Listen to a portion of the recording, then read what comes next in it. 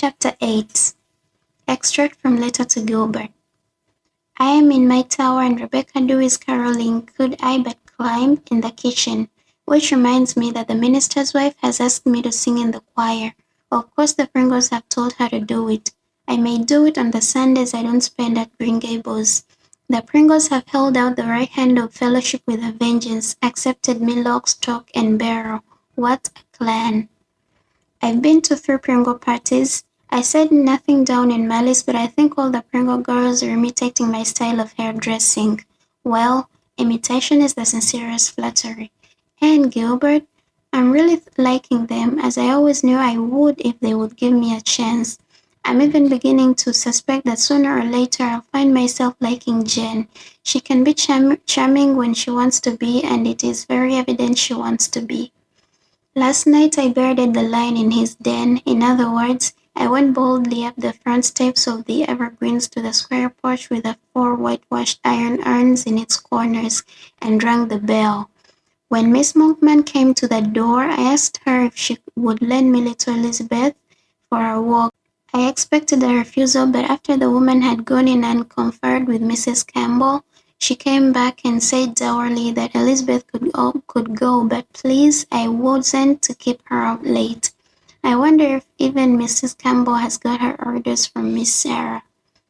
Elizabeth came dancing down the dark stairway, looking like a pixie in a red coat and little green cap, and almost speechless for joy. I feel all squirmy and excited, Miss Shirley, she whispered as soon as we got away. I'm Betty. I'm always Betty when I feel like that. We went as far down the road that leads to the end of the world as we dared and then back.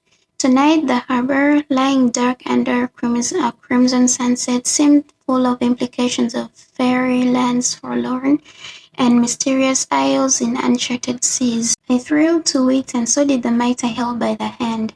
If we ran hard, Miss Shirley, could we get into the sunset? She wanted to know. I remembered Paul and his fancies about the sunset land.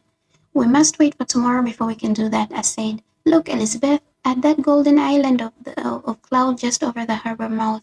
Let's pretend that's your island of happiness. There is an island down there somewhere, said Elizabeth dreamily. Its name is Flying Cloud. Isn't that a lovely name? A name just out of tomorrow? I can see it from the garret windows. It belongs to a gentleman from Boston and he has a summer home there, but I pretend it's mine. At the door I stooped and kissed Elizabeth's cheek before she went in. I never shall forget her eyes. Gilbert, that child is just starved for love. Tonight when she came over for her milk, I saw that she had been crying. They made me wash your kiss off, Miss Shirley, she sobbed. I didn't want ever to wash my face again. I vowed I wouldn't, because, you see, I didn't want to wash your kiss off. I got away to school this morning without doing it, but tonight the woman just took me and scrubbed it off.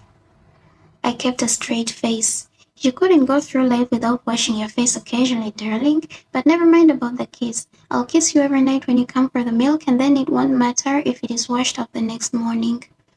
You're the only person who loves me in the world, said Elizabeth. When you talk to me, I smell violets. Was anybody ever paid a prettier compliment? But I couldn't quite let the first sentence pass. Your grandmother loves you, Elizabeth. She doesn't. She hates me. You're just a wee bit foolish, darling. Your grandmother and Miss Monkman are both old people, and old people are easily disturbed and worried. Of course you annoy them sometimes.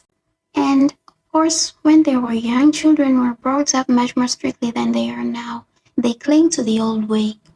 But I felt I was not convincing Elizabeth. After all, they don't love her and she knows it. She looked carefully back at the house to see if the door was shut. Then she said deliberately, Grandmother and the woman are just 2 old tyrants, and when tomorrow comes I'm going to escape them forever. I think she expected I would die of horror. I really suspected Elizabeth said it just to make a sensation. I merely laughed and kissed her. I hope Martha Monkman saw it from the kitchen window. I can see over Summerside from the left window in the tower. Just now it is a huddle of friendly white roofs, friendly at last since the Pringles are my friends. Here and there a light is gleaming in gable and dormer. Here and there is a suggestion of grey ghost smoke. Thick stars are lower over it all. It is a dreaming town. Isn't that a lovely phrase? You remember Galahad through the dreaming towns did go?